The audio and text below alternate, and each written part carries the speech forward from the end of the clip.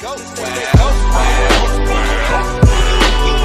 You rappers get ignored, me. Welcome to Westeros, where the fight for the kingdom is on. Anyone can die. I choose violence. Where great families live and die for the Iron Throne. They're all weaving these tangled webs. Some are noble, Jon Snow's everybody's hero. some are not. If you're going to be bad, be really bad. I want my crown! So many kings and queens in waiting, It's about power and greed. but an icy foe may well defeat them all. When's it start? Season 7 is coming, and so are the dragons. So let's burn through the epic saga to date. This is what Game of Thrones does. It sucks you in. With Game of Thrones, the story so far. When you play the Game of Thrones, you win or you die. There is no middle ground. As Season 1 opens, it's the calm before the storm. King Robert Baratheon rules from the capital, King's Landing, but his days are numbered. To be king in Westeros, you sit on the Iron Throne in King's Landing and you're ruling over the 7 kingdoms. Start the damn joust before I piss myself. He is locked in a loveless marriage and only chose his queen for her family's name to hold his kingdom together. I'm very sympathetic to Cersei. She was completely in love with him. She was in awe of him almost. And he turned into this almost semi-abusive drunk. Sometimes I don't know what holds it together. Our marriage. This unhappy couple have 3 golden-haired children to their name. But Cersei keeps a deadly secret from Robert. The children are not his. The truth will be discovered on a royal trip north, and it's here that our story really begins. The king has asked his old ally Ned Stark to help him rule. Ned and his wife Catelyn govern the north, fiercely loyal to the crown. The Starks stand for loyalty, integrity, bravery. They are really the moral compass of the show. They're the good guys, and they're the ones that you find yourself rooting for from the start. The couple have 5 children, 3 sons and 2 daughters, and the decimation of this happy family will reverberate throughout our tale. They're almost too innocent for that world. King Robert arrives with his queen, Cersei, and with them is the whole Lannister clan. That's Jaime Lannister, the Queen's twin brother. Oh, the Lannisters. They're blonde, they're beautiful, they're arrogant. So fuck them. And it's really the Lannisters who are going to introduce a lot of trouble into the life of the Starks from this point. The arrival of the Lannisters into that world totally sends shockwaves through the whole family. Bran Stark goes climbing one day, gets to the top of a tower, and discovers the Lannisters' deep, dark secret. The secret is that Cersei, the queen, is actually sleeping with her brother, Jaime. The Lannisters, oh God!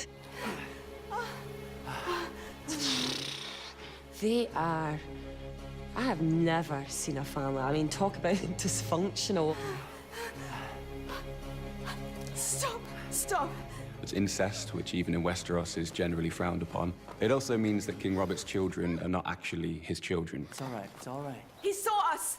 I heard you the first time. He knows what it means, too, and he knows that if the incest is discovered, not only will he and his sister be put to death, but their 3 children may very well, too. And so, for Jaime Lannister, the greatest swordsman in Westeros, there's only one solution. The things I do for love. Here's a convenient way. The kid will die, it'll look like he fell, and our kids will be safe. First in a coma, Bran will later awake with no memory of how he fell or what he saw. The royal secret is safe for now, and only the viewer has seen what the Lannisters will do to keep it. Everything went pear-shaped after that, and really, that's the whole chain of events starting. King Robert still wants Ned down in the capital, so this will be the last ever time we see the Stark family all together. A family which includes Ned's son out of wedlock, the bastard Jon Snow. Ned must now leave his family and follow King Robert south, taking his daughters Sansa and Arya with him. The reason I think that the first season of Game of Thrones works is it's essentially about this good family that just wants to essentially be left alone and serve their king and their country. This good family is ripped apart and thrown into situations that they never anticipated. They are bound for the capital, King's Landing, where Ned's new task will be to protect King Robert from those who would unseat him. And in Season 1, viewers learn the greatest enemies live in exile overseas, the Targaryens. They were dethroned by King Robert in the last war. The only surviving members of the family are a brother and sister called Viserys and Daenerys. The siblings are the children of the Mad King, who was killed in war. Viserys dominates his younger sister. Viserys has more than a touch of the Targaryen madness, and you know, sometimes he's protecting her, but he's also trying to treat her as a bargaining chip. Come forward, my dear. In search of an army, Viserys makes a pact with a savage tribe, the Dothraki, offering his beautiful young sister in marriage to their leader, Khal Drogo. She's the only bargaining chip he has. He doesn't have any wealth anymore. He doesn't have any armies, but he has her, who he can trade to this horse lord. I would let his whole tribe fuck you. All 40,000 men and their horses too, if that's what it took. He's power hungry, but to a nasty degree. Doesn't really care how or by what means. He just wants to be important and looked up to. But his plans backfire. Daenerys and Khal Drogo fall in love and become quite the power couple. Suddenly, she finds herself with Khal Drogo empowered. People are obeying her. Tell him I want what was bargained for, or I'm taking you back. He just completely underestimates not only Dany, but Khal Drogo. What's he saying? He says yes. You shall have a golden crown. It's a real coming-of-age story throughout the first season. She really grows into herself. Look away, Khaleesi. No. This is one of the turning points for Daenerys. I think this is when you realize that she's prepared to sacrifice anything for the greater good. A crown for king.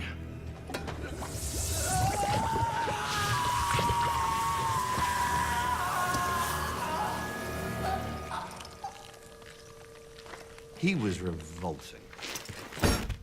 He was utterly, utterly revolting. And that was the moment that she escaped from her shell, when she became the woman and not the kowtowed girl. And as the Targaryens grow in power, we learn that King Robert faces another challenge to his northernmost borders. Threats which led past rulers to build this giant wall of ice to keep out wild things beyond. It's protected by the legendary Night's Watch. The Night's Watch are a small army who guard the northern border of the country. In Season 1, there's lots of fighting for the throne, but actually in the background, there are these creatures appearing north of the wall that nobody has seen for thousands of years. And no one quite wants to believe that they're there, but they certainly are. We hear the characters saying that this is all folklore, that this is all made up. But for the viewer, we see that basically these characters do exist. They are there.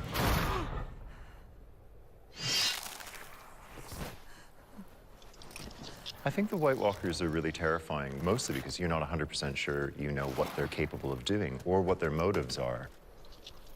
They are a serious threat. In Season 1, in search of a purpose, Jon Snow ventures to the Wall and joins the Night's Watch, a leader in the making. Jon Snow's everybody's hero. Jon Snow's one of my favourite characters. He's the dude. He's also in search of answers. The question of Jon Snow's parentage has been one of the burning topics amongst not only the show fans, the book fans, for many decades. Jon Snow is Ned Stark's bastard son. He brought him back from a war, and we never really learn who the mother is. Understandably, Catelyn, Ned's wife, isn't too fond of Jon for that reason. Try as she may, she could never make peace with the fact that Ned was unfaithful. But down in the capital, King's Landing, Ned Stark has a much greater challenge to face. His daughter has fallen for Prince Joffrey. She's presented with marrying the future king, live in a beautiful castle, go to banquets, have beautiful dresses to wear, a fairy tale story. Ned has discovered the Queen and her brother are lovers, and this will be his family's undoing. When the king returns from his hunt, I'll tell him the truth. You must be gone by then. You and your children. I will not have their blood on my hands. But before he gets a chance to talk to King Robert gets himself killed on a hunting trip. Joffrey is now king, and without Robert to protect him, Ned is tried for treason. He confesses, believing it will save his daughter, but misjudges the new ruler. He's just been stuck up in the north too long and has no idea how the real world operates, how to really deal with the politics of Westeros. Bring me his head. That's when you realize nobody is safe in this world at all. When I saw Sean being pushed down, that was the only scene that really has brought a tear to my eye. It's cruel, it's heartbreaking, but there's a point to the children witnessing this. If they want to survive, they have to start to be resilient. They have to learn from this. It was at that moment you realised what Game of Thrones was really about. It's here that the Stark family splinters. Arya is whisked away by a Night's Watch brother loyal to Ned, leaving Sansa at the mercy of Joffrey. Robb Stark reacts with murderous rage to the news that his father has been beheaded. Robb is the heir, and he's not only picking up his father's mantle as Lord of Winterfell, but he's picking up a much older mantle, the crown that no one has worn for 300 years, the Kingdom of the North. It will lead to all-out war between the Starks and the Lannisters, who are led by its patriarch, Tywin Lannister. Tywin Lannister is one of the great warriors and battle strategists of the age. As well as his twins, Cersei and Jaime, he has a son he despises, Tyrion, known as the Imp. You're wounded. Good of you to notice. Tyrion, obviously, is just brilliant.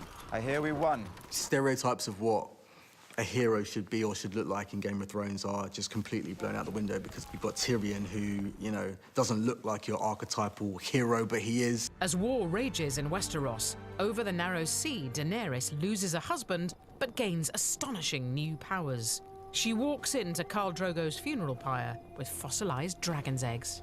Ugh, what an epic scene.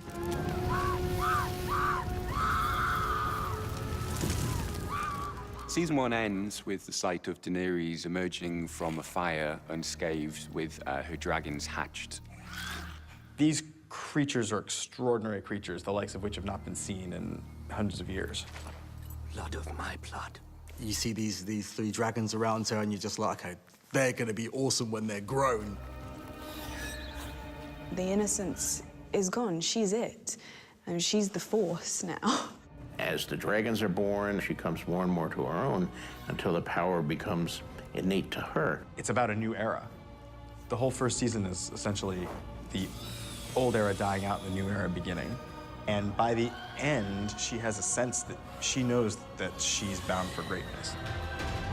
And after the break, watch those dragons grow in Season 2.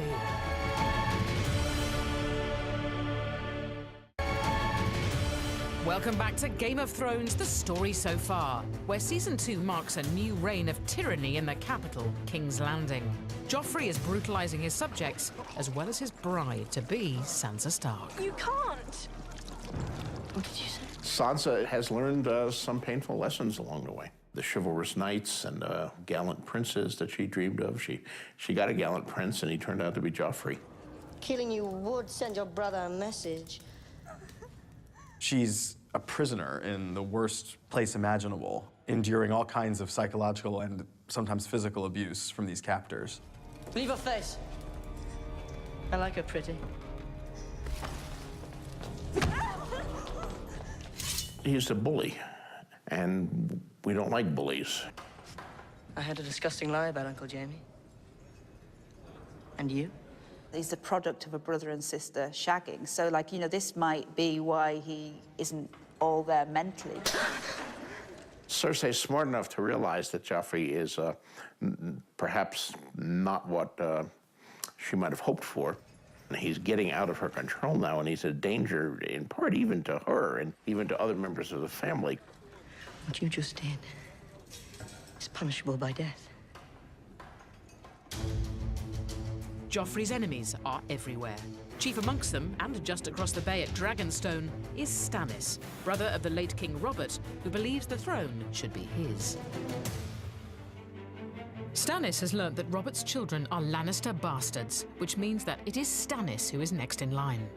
So Stannis Baratheon, who knows that King Joffrey is a product of incest, decides to send ravens out to all the corners of the Seven Kingdoms, letting them know the Lannister secret. In order to claim the throne, Stannis enlists the Red Priestess, Melisandre, who is on her own mission to find the right ruler for Westeros. She believes Stannis is the savior of the worlds, basically. He's supposed to be on the Iron Throne. And her magical powers have no limits, I think. There's so much that we don't know that she can do. However, Stannis isn't the only one after the throne. His younger brother Renly also believes he has a claim, and so war is inevitable. The Iron Throne is mine, by right. All those that deny that are my foes. The whole realm denies it from dawn to the wall. They both think they should be king, but I'm on Stannis' side, so screw Renly. Rather than fight it out on the battlefield, Stannis finds another way to kill his brother, because family ties don't mean an awful lot in Westeros. The powerful sorcery of the Red Priestess is revealed when she gives birth to a sinister weapon.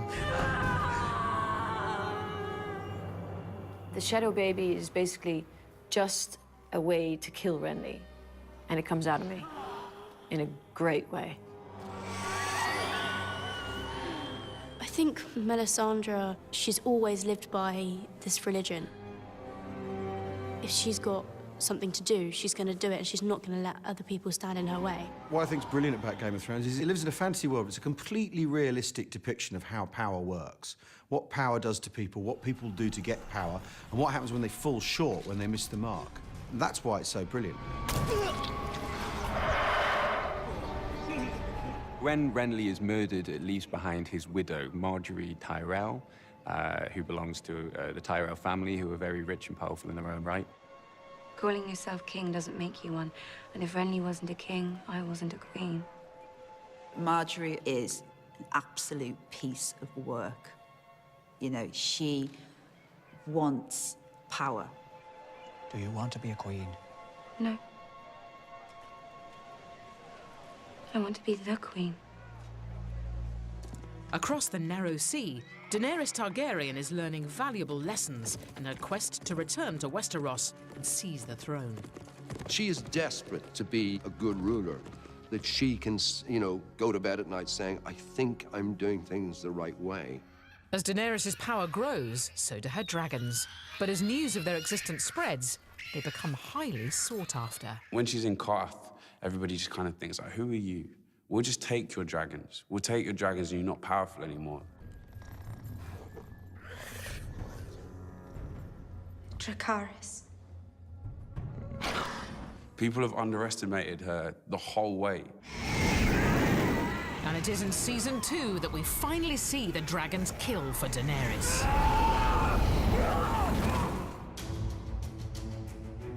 As Daenerys gets stronger in exile, Jon Snow and the Night's Watch are on a mission beyond the Wall, where the true scale of the threat to the kingdom is revealed.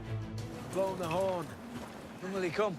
The army of the dead is on its way, and it's going to kick off sooner or later, and really, they've got to get out of there as fast as they possibly can. One blast for friends. Two for foes. And 3 for White Walkers. The threat of winter coming is very much a myth to the people of the South. They're not really taking it seriously. They don't know about the undead and all the horrors that are coming towards them. 3 blasts. So what we learn in Season 2 is that the White Walkers are very much real. They're nothing like we've ever seen before in television. They're not just zombies, they're not just statues, they're walking ice cubes, basically. They're really bad and they're really scary. And it's literally, I think it's going to be a fight of ice and fire.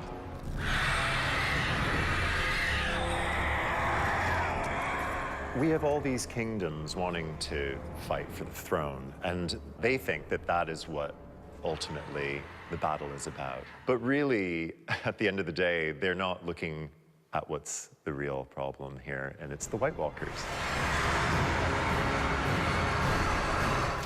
And And it's in Season 2 in King's Landing where we see that Tyrion may just be an asset to the war, when Stannis launches an attack on the city. I'll lead the attack! Battle of Blackwater was his moment. He was the best person to speak to the people of King's Landing and to get them to protect their city. Because he knows what it's like to fight. He knows what it's like to have your back up against the wall. There's our brave men knocking at our door. Let's go kill them! Tyrion manages to get the troops fired up by giving a good speech, and then heads out with them to fight Stannis on the bay. He doesn't last very long. He gets knocked out after a couple of minutes. Tyrion is upstaged by his father, Tywin, who arrives with his own massive army, bolstered by the Tyrells, who've now firmly joined the cause. It's that moment where you really see where power lies. It's not in the king. It's in the person behind the king. The battle is over. We have won. And so Season 2 ends with the Lannisters victorious. After the break, Season 3 brings more terrible losses for the Starks when they attend a cataclysmic wedding.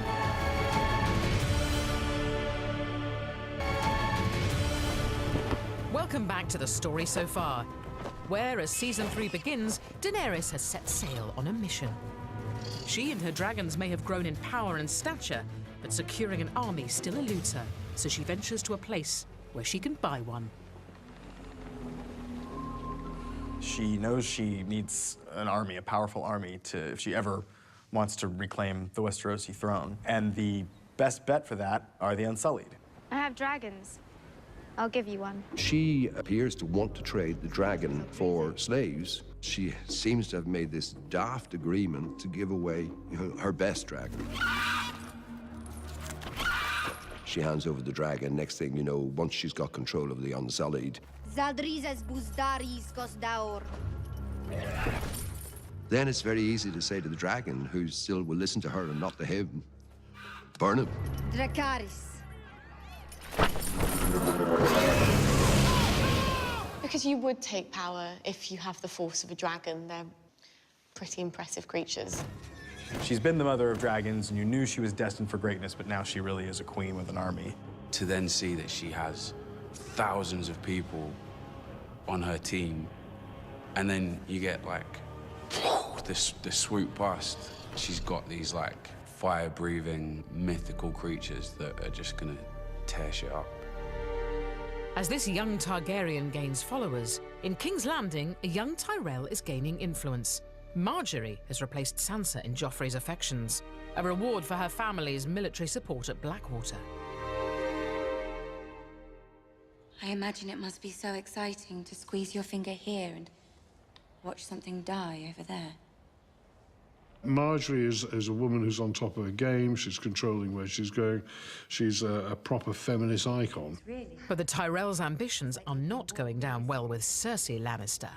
Olenna is the matriarch of the family, and she advises her granddaughter on how best to play the political game so that she might take power in King's Landing. To make matters worse, her soulmate Jaime is a prisoner of war. He is held first by Brienne of Tarth, then both are captured by a northern faction. Looks like your woman's getting the better of you. This is all bundled up in when Jaime begins to start thinking about other people. You're only making it worse. His efforts to stop Brienne being raped are the beginning of that. You know who she is, don't you?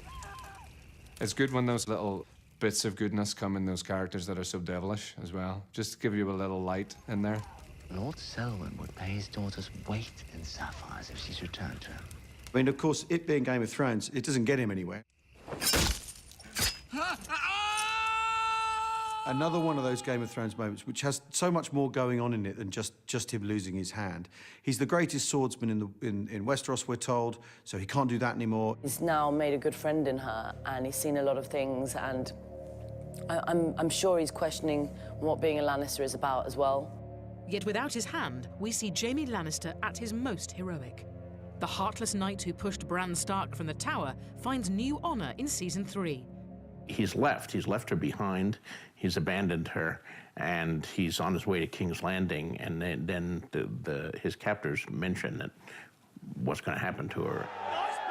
And then he decides to return and save her.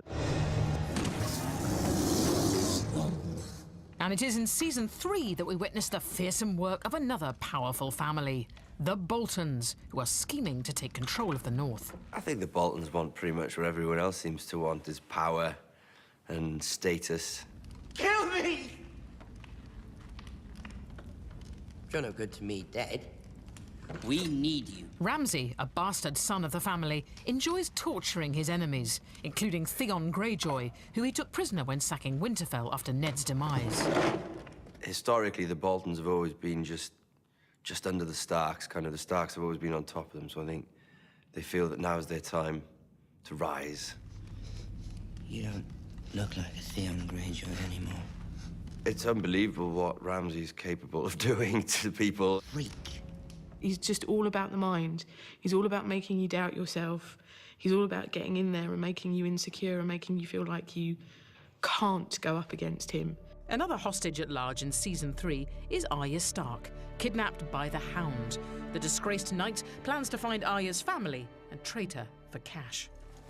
Remember what happens to children who run. One of the great double acts of Game of Thrones is the Hound and Arya.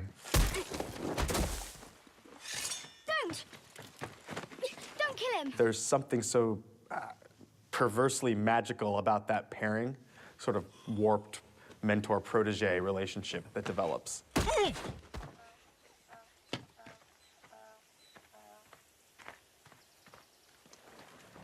In his desire to claim a ransom, the Hound heads for the Twins, where he knows that Arya's mother and brother, Catelyn and Robb Stark, are attending a wedding.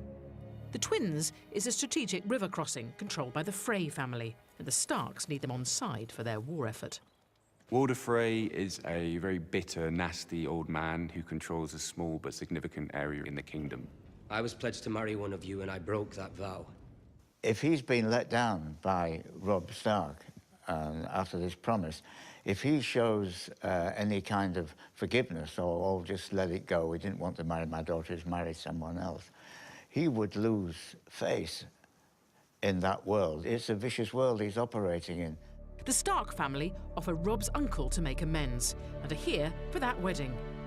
A terrible mistake.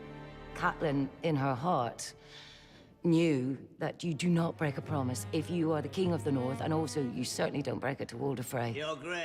He's probably laid awake for nights just planning it and timing it and working out just how it's going to work out. The moment where Cat sees that Roose Bolton is wearing chainmail is a powerful moment. Why would you wear chainmail to your wedding?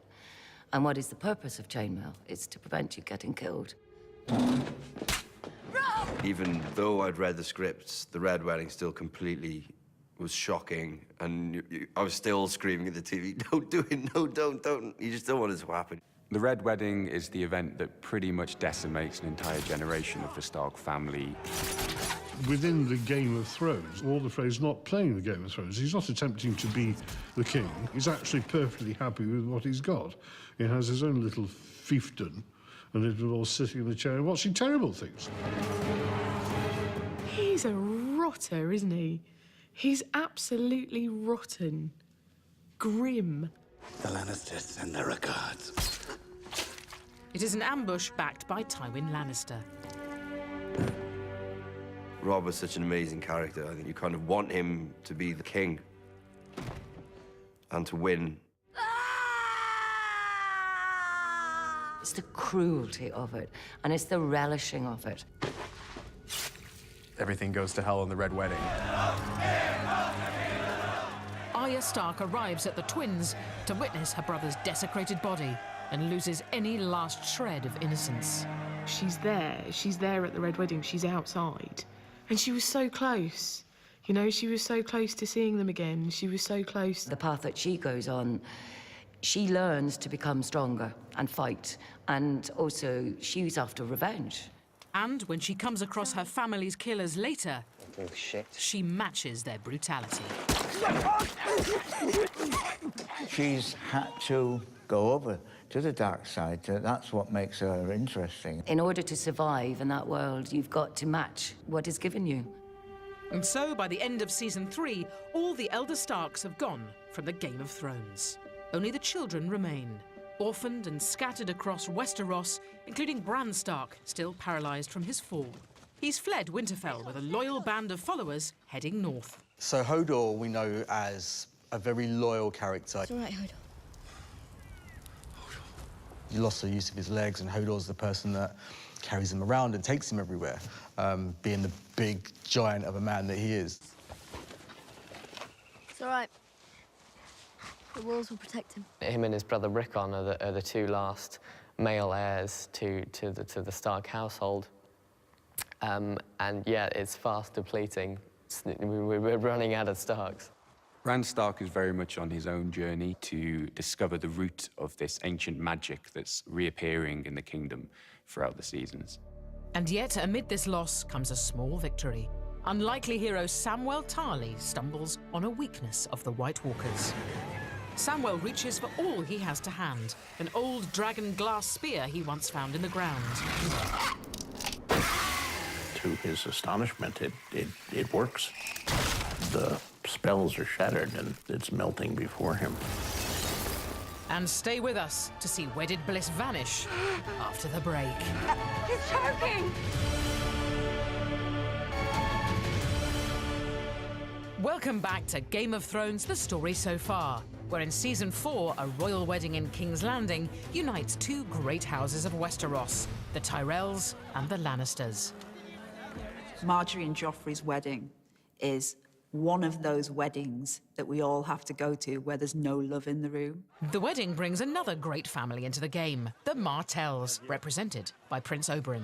We're the hottest couple at the wedding. What else is there to say? Ilaria-san. My lord, my lady. John. He has a zest for life and all the beautiful things that the world has to offer. None of it is as beautiful as his own rage and taste for revenge. Oberyn is seeking vengeance for his sister's brutal death at the hands of the Lannisters. Rape and murder of women and children is considered distasteful. Joffrey really uses the wedding as an excuse to be as horrible as he can. Uncle, you can be my cupbearer. He sees it as an opportunity to wield his power because he can. And you're dying for something to happen to him. And so, when an unseen hand poisons the newlywed king... Idiots, help your king! Move away! It's the moment of retribution that the whole of the Seven Kingdoms have been waiting for. I think everybody who watches Game of Thrones was hoping this day would come. I wanted to kill him in such a way that the viewers were reminded that here's a 13-year-old boy who's dying. Though it is actually the Tyrells that have poisoned Joffrey, it is Tyrion who is blamed. This is really the point where Tyrion's fragile bonds with his family begin to unravel. Take him! Take him! Take him! In plot terms, the death of Joffrey is another shaking of the board where the pieces are scattered. And also, it's one of those things that elevate the whole series from merely a story into a saga. As the royal family grows weaker, news from Westeros reaches Meereen, where Daenerys has conquered the city, but she is not yet ready to capitalize on her enemy's weakness. King Joffrey Baratheon is dead. Murdered at his own wedding. This would appear to be a really good time for her to finally make her play for the Iron Throne. She has the dragons, and she has the army, and she has the strength of character. But actually, she has new responsibilities now, and she has unfinished business where she is, and she's still trying to learn how to rule. And to compound matters, her dragons have grown so big that Daenerys has started to lose control of them. As they get bigger, as her power increases, the harder it is for her to manage. And that's where the story then has to go. All they're going to bring is complexity. And when one of the dragons kills a child and abandons her, Daenerys is left with no other choice but to chain the other two. She's just locked up her dragons, so can she unleash them again? And will they forgive her? Without the mighty force of her dragons, Daenerys is faced with a dilemma as to what to do next. She's definitely going through a sort of a dark night of the soul, I think, where she's trying to determine, have I got what it takes? And so, in Season 4, as Daenerys remains in exile, across the Narrow Sea, Sansa Stark has fled the capital and taken refuge with her Aunt Lysa, who has been seduced by an arch-schemer. Littlefinger is playing a very chaotic game, and he thrives on that. Oh, my sweet wife. For Littlefinger, it's all about getting power, I think, and using Lysa as a pawn along the way. Sansa is witness to Lysa's murder and covers for Littlefinger. Sansa's one of these poor characters who's been mistreated all through the series. She's seen a lot of horrible, horrible things happen, and she's never been able to take control, and this is the first time that actually she's got nothing else to lose. When Sansa lied to protect Littlefinger, I cheered. I thought, thank God, girl. He tried to reason with her, promised her she was the only one he had ever loved, but she stepped through those doors and she was... What you discover is that she's been learning this entire time. She's been listening, she's been watching. She's been taking Littlefinger's lessons to heart. So, from one Stark protege to another, Sansa's sister Arya is still the Hound's hostage, but they're now on an equal footing. Who would pass the bloody gate? The bloody Hound, Sandor Clegane. He's her captor, but he's also her protector. And, you know, she's seen his own pain and his own fear at times, and they've shared some dangerous situations. But when the Hound is gravely injured in battle, Arya is forced to strike out on her own. Fuck it. I'm ready. Now he's wounded and he's dying, and she's remembering all he said about mercy, and he's asking for mercy. And by mercy, he means, a quick thrust to kill him. And she doesn't give it to him. Kill me. She won't put him out of his misery. She won't give him the easy way out. She's going to leave him there to suffer. Another wandering Stark is Arya's crippled brother Bran, who has made it north of the Wall in search of the three-eyed raven, who he believes will help him walk again, all the time aided by his loyal travelling companion, Hodor. I think Hodor's been more than just Bran's legs. I think he means a lot to Bran, you know, he's always been there through absolutely everything, you know? Even though he can't speak, he can only say one word, he's always someone that's looking after him. You know, in a world of evil, he's probably one of the only good ones. Clearly, Bran is very important because he's trekked all the way up north to a cave where this raven has been summoning him for the past couple of seasons. And now he's in this cave with the three-eyed raven. Really, we're going to find out what the grand scheme of things is for Bran. You'll never walk again. But you will fly. His powers, he's getting stronger, and there's going to be some really exciting things happening. I think we're going to find out more and more about him. At the Wall, the Night's Watch suffers a huge wildling attack at Castle Black. But in Season 4, they get a powerful new ally. Stannis Baratheon, who's been away licking his wounds after the Blackwater defeat, joins them with his vast army. The Battle of the Blackwater was a huge and crushing defeat at the end of Season 2, and it's taken them basically 2 seasons to sort of rebuild from that. And his arrival means that Jon Snow could have a new ally in the battle against the White Walkers beyond the Wall. If my father had seen the things that I've seen, he'd also tell you to burn the dead before nightfall. All of them. Season 4 draws to a mighty climax in King's Landing when the ultimate father and son showdown comes to a head. Tyrion is tried for murder. I'm guilty of being a dwarf. You're not on trial for being a dwarf. Oh, yes I am. I've been on trial for that my entire life. He's put on trial for a murder he doesn't commit. His father deserts him and betrays him. I demand a trial by combat. I mean, trial by combat, you can get someone to fight for your honor, so whether you're wrong or not, as long as they win the fight, that's what matters. He names Oberyn Martell as his champion. The one thing that he's ever lived for is to avenge his sister's death. And he knows that now that the opportunity is presenting itself, there's no question that he will get what he wants. You killed her children! And he does get what he wants by forcing a confession out of him. It's not exactly how he expected it. I killed her children. He still technically got what he wanted, you know? Then I raped her. Then I smashed her head in like this. But when Oberyn is defeated, Tyrion is sentenced to death. In Westeros, the pursuit of justice is as futile as anything else. Oh, get on with it, you son of a whore. Is that any way to speak about her mother? Tyrion is released from jail by his brother Jaime and told to go and board a ship and run away. Instead, he decides to check in on his father. But it's his former lover, Shae, that he discovers in Tywin's bed. Tyrion then kills Shae in a sort of fit of jealousy and then takes a crossbow and goes to find his father. Tyrion, put down the crossbow. It's so tightly wound, this scene. This is someone who spent his whole life trying to win his approbation. As much as he hated him, he really wanted that, you know. Obviously, that's never going to happen now because he put a crossbow bolt in his groin. What it means is when a big character like that goes, there's going to be a power vacuum and there's going to be hustling and jostling to get into his place. I am the queen! I am the queen! Have you lost your mind? Join us after the break, where in Season 5, a new power rises in King's Landing.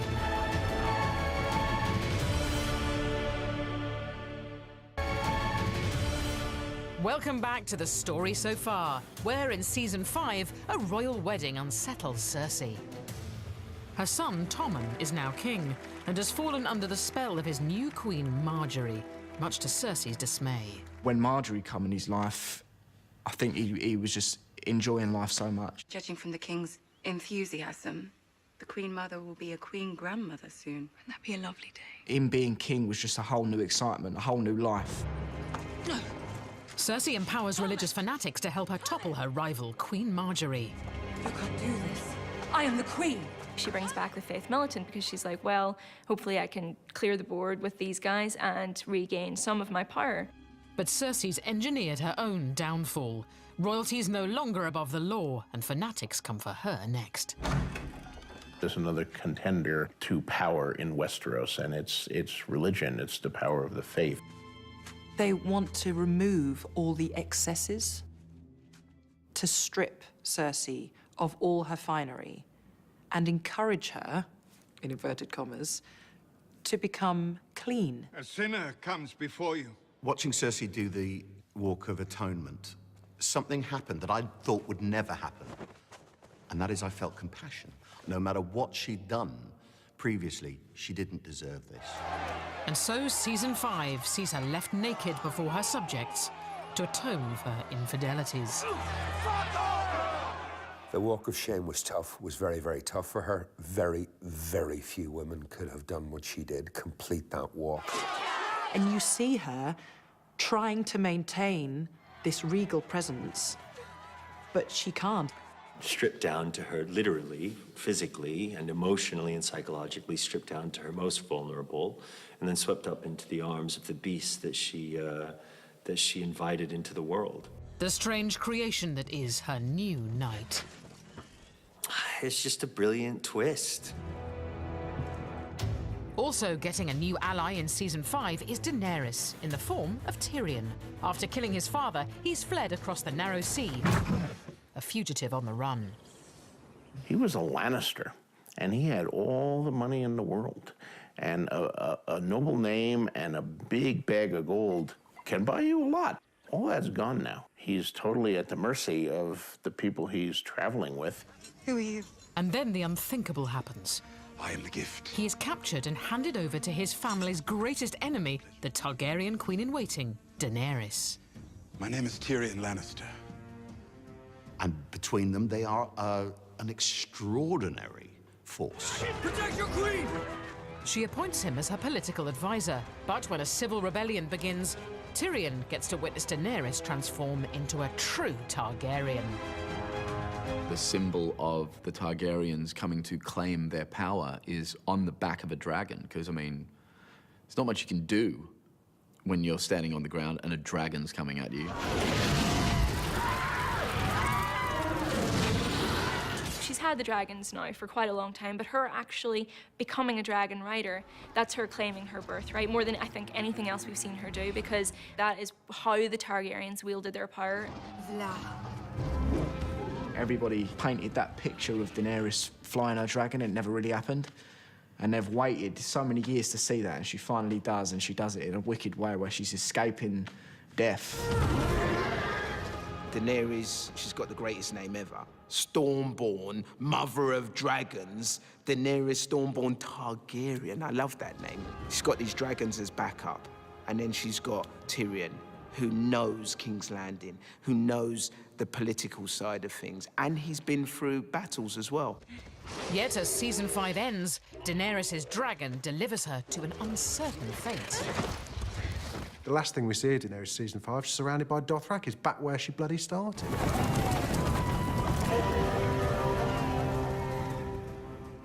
And season 5 is one of vengeance for Arya. The young Stark follows her mentor to Braavos to become an assassin. To serve well, a girl must become no one. Arya's relationship with Jaqen is fascinating.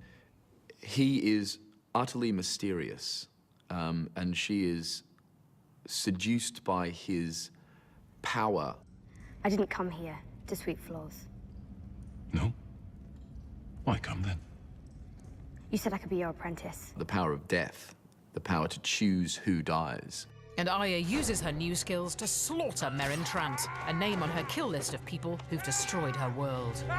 Arya, I think, has crossed the line. And if you look back to season 1, what would Ned Stark think of Arya's actions? Is that what he would want for his daughter? There is a sense of vengeance rather than a sense of justice. As Arya explores vengeance, back home the battle is on for the Stark family home. Stannis Baratheon is marching on Winterfell, now held by the Boltons. But sometimes sacrifices must be made to ensure victory. He's going after something, and it's increasingly futile. In a desperate move, Stannis follows the advice of the Red Priestess, who promises him victory if he makes an unspeakable offering to the Lord of Light. She managed to convince him to burn his own daughter. That's one of the most chilling scenes, I think, of season 5. When he burns his child. She's believed in this god for so many years that I think that if it's not to do with the god, she kind of just blocks everything out. And I think that's what happened, is she blocked out the fact that she was going to be sacrificing a child. She was sacrificing the king's blood. Melisandre really thought that Stannis would be the one, and, you know, she's put a lot of her heart and soul and everything else into helping him. But it proves to be his undoing. His men desert him, and Melisandre, realizing all is lost, flees to Castle Black, Your Grace. leaving Stannis to advance to Winterfell on his own. Speak up. Can't be worse than mutiny. He's had a rough old time, Stannis, hasn't he? Because really, he should be the king from after Robert Baratheon dies. Every battle he loses, he becomes further and further involved with this kind of fantasy. And awaiting Stannis at Winterfell are the Boltons, who try to cement their position in the north with a tactical marriage to Sansa Stark. Orchestrated by master manipulator Peter Baelish. She shouldn't trust Littlefinger. I mean, why are you going to trust Littlefinger? I mean, jeez. He is the dodgy car salesman in Game of Thrones. Offers you everything and gives you nothing.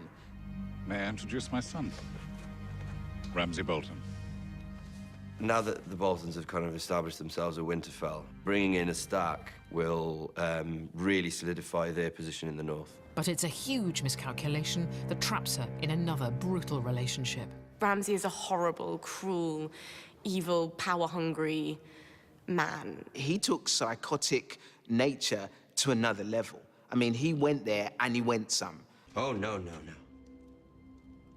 You stay here, Reek. You watch. Fellow prisoner Theon Greyjoy, aka Reek, is too terrified to help. I think we all thought he should have stepped in on the wedding night, let's be frank. With Ramsay distracted by battle, You're leaving it to me. Sansa is caught attempting to escape, and it's only then that Reek finds the courage to become Theon again. Stop! I think that was a moment that we all needed to see. Theon again had been so much at the mercy of Ramsay that finally he had a moment where he could do good. And so, by the end of Season 5, Sansa has jumped either to her death or to her freedom. It's someone being pushed in every way to the absolute limit of their will to live. And having come through that, she's obviously going to be quite a different person. As Sansa and Theon leap from the walls of Winterfell, nearby Stannis is facing defeat by the vast Bolton army. I think Stannis had given up. I think even before they'd gone into battle, I think he was going there to die. Fate finally catches up with Stannis when he comes face to face with Brienne of Tarth, who sought vengeance for Renly's death since Season 2. She is probably the toughest person going about Westeros.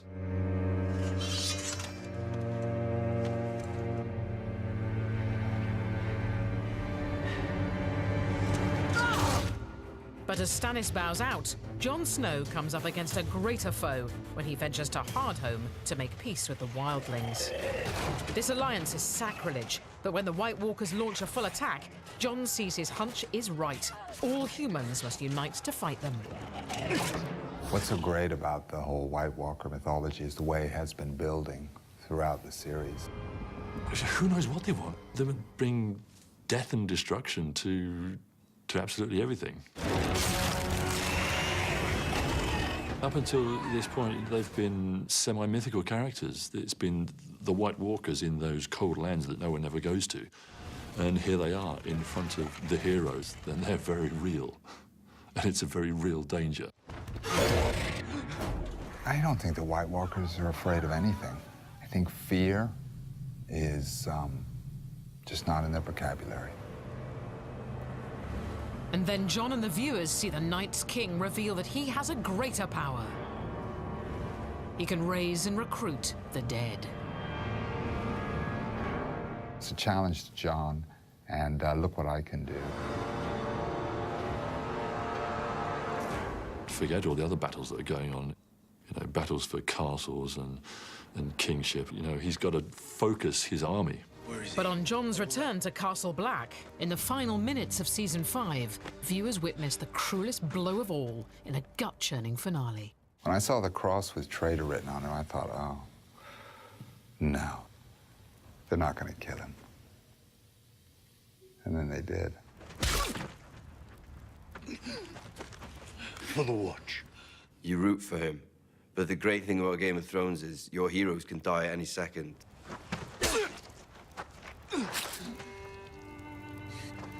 For the Watch. They're all members of the Night's Watch, and no matter what one of their brothers has done, what they did was worse than what he did. And so Season 5 ends on betrayal and death. Is this really the end for Jon Snow? Only Season 6 holds the answer after the break.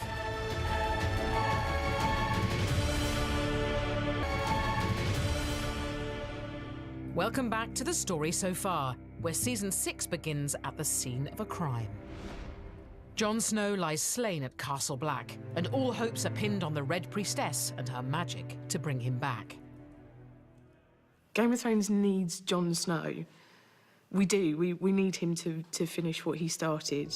As viewers hope for Jon's resurrection, we learn that Melisandre harbours a great secret. The reveal of ancient Melisandre was definitely one of the most stunning surprises in Season 6 of Game of Thrones. It showed how much older she actually is and how much longer she's been believing in this god for. Then we see her use this power for Jon. She tries to bring him back, tries to resurrect him. It doesn't work. When the wolf started to sort of make some noise, that's when I thought, I think everyone thought Jon Snow's alive. And then it's just like that moment of just... Jon Snow has returned and all the Westeros rejoices. And after the miracle of Jon's rebirth, comes a partial reunion of scattered Starks when Sansa arrives at Castle Black, and together they'll gather forces in a bid to retake the north. Sansa's become majestic, but she's also become savvy. She's lost that naivety. A monster has taken our home and our brother. We have to go back to Winterfell and save them both. She's a queen, really. In terms of being from a powerful family and being able to make decisions and tell other people to do stuff, I think she's going to tell other people to do stuff. And across the sea in Season 6, another young royal's in similar mood. Daenerys, who's been a hostage of the Dothraki, burns their leaders and converts the tribe. The huge Dothraki horde. We're going to finally get a lot of different power factions coming together in a very scary, explosive way. And she also gets a navy, forging an alliance with the Ironborn, who bring ships. But as great houses unite for war, beyond the wall we learn more about the deathly foe which threatens them all. While time training with a three-eyed raven, Bran Stark uncovers a great secret. White Walkers were created from the first men. The Children of Forest invented the White Walkers to help protect their own race. It was an innocent defense to do that, but clearly it has gone out of control. And when the White Walkers come for Bran, there are terrible casualties. Hodor is a goner. Hold the door! Completely pure act of protection. There was nothing, there was no greater goal to what he did other than protect Bran. Everyone has basically just given in order to give way for Bran. And there must be a reason, right? We know he's become the three-eyed raven. But how is he going to use those powers? And as the three-eyed raven, Bran resolves a great start secret when he sees Jon Snow's mother is Ned's sister, Lyanna. You understand what Ned has been going through the whole time. He made out that it was his son, his bastard son, but it was really his nephew. But it confirms Jon Snow is still half Stark, and in Season 6, he and Sansa march on their family seat of Winterfell to fight Ramsay Bolton, in what goes down in history as the Battle of the Bastards.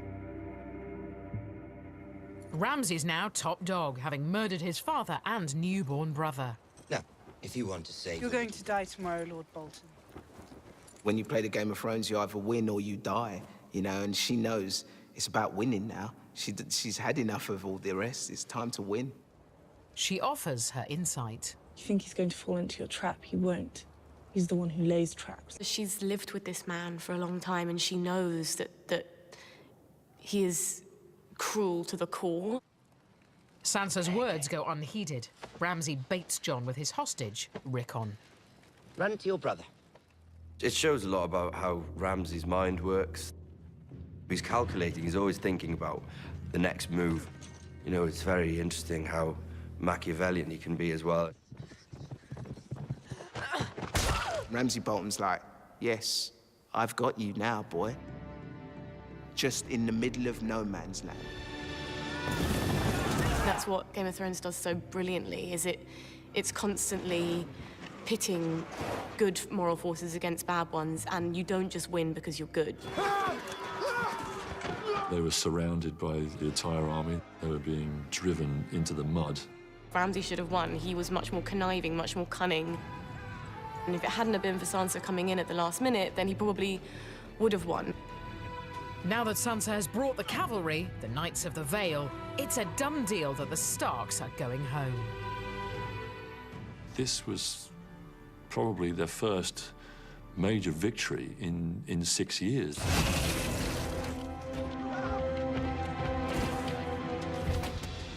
They're suddenly inside the castle. Winterfell. It seems Jon will kill Ramsay. But he then leaves Sansa to take the scalp. There was only one way to kill him, and Sansa found the right way to do it. She knows what she's going to do, and she knows he deserves it. All memory of you will disappear.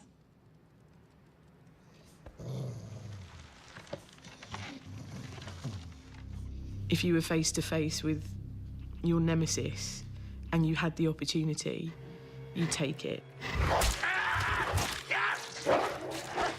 She's hardcore. She has the makings of a Cersei. But it's Jon Snow who becomes king as the season ends, with the Starks controlling the north, and for now, Sansa is by his side. She's a character that will surprise people, because she's not what she seems. And neither is Sansa's sister, Arya. Blinded and stabbed in her training as a faceless man, she's now back in Westeros to deal with Walder Frey. She's gone on this mad journey. Arya comes in disguise, having chopped up Walder's sons. They weren't easy to carve. She wanted him to see who she was.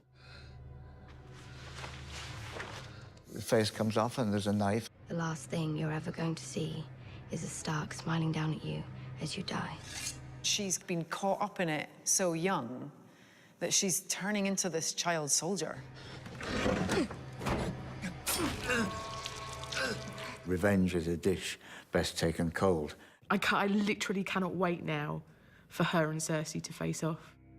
In fact, Cersei elevates revenge to an art form in Season 6, as the Lannisters fight for their family's very survival. These royal lovers are united in grief after the Sand Snakes killed their daughter. The Lannisters are all about power. They're all about revenge. We're the only ones who matter, the only ones in this world. And everything they've taken from us, we're going to take back and more. It doesn't matter how long it takes, they will get you back. With Jaime sent away to fight revolt, Cersei is left alone to face judgment by the faith militant. We are told that Cersei is going to turn up for a trial, but we know perfectly well she's not going to. But it's now she plays a game-changing hand. She was always going to have a dastardly plan. The Mountain was sent by Cersei to hold Tommen in that room. There's something wrong. Marjorie knows what's up in an instant. The High Sept is packed with those who've wronged Cersei, the Tyrells, High Sparrow, and Faith Militant.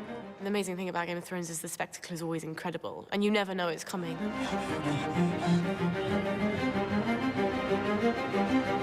This isn't going to end well.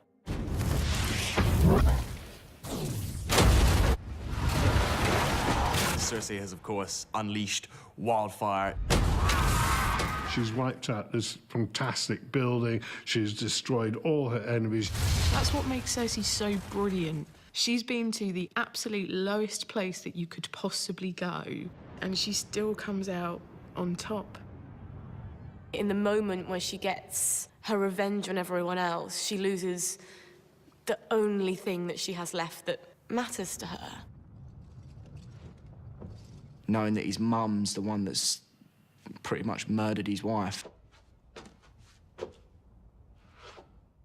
What has he got to live for? Tommen's death leaves the Iron Throne empty, so a new reign begins. A witch told her that she was cursed and that all of her children would die. It didn't stop her from loving her kids and trying to protect them at any cost. But she accepts very swiftly her fate. And so Jaime returns to a new world order, courtesy of his sister. She's devastated the Tyrells. Now the Lannisters are once more a force to be reckoned with. You've got Queen Cersei sitting on the Iron Throne. I think it's good to see her on the throne because it really has been her who's been pushing the men. And so she should be there, rightly or wrongly. As one queen takes the throne, another sets sail to challenge her for it. Finally, Daenerys, the Targaryen queen, is on her way to Westeros with a vast alliance she spent 6 seasons amassing. We're now getting to crunch time. As she comes to conquer the burning question for Season 7, who might join her now? absolutely everybody against the Lannisters, everyone against Cersei. Like, Cersei doesn't have a chance. But they'll fuck with us. I do have this theory that the White Walkers will sit on the Iron Throne. Just leave those dragons alone.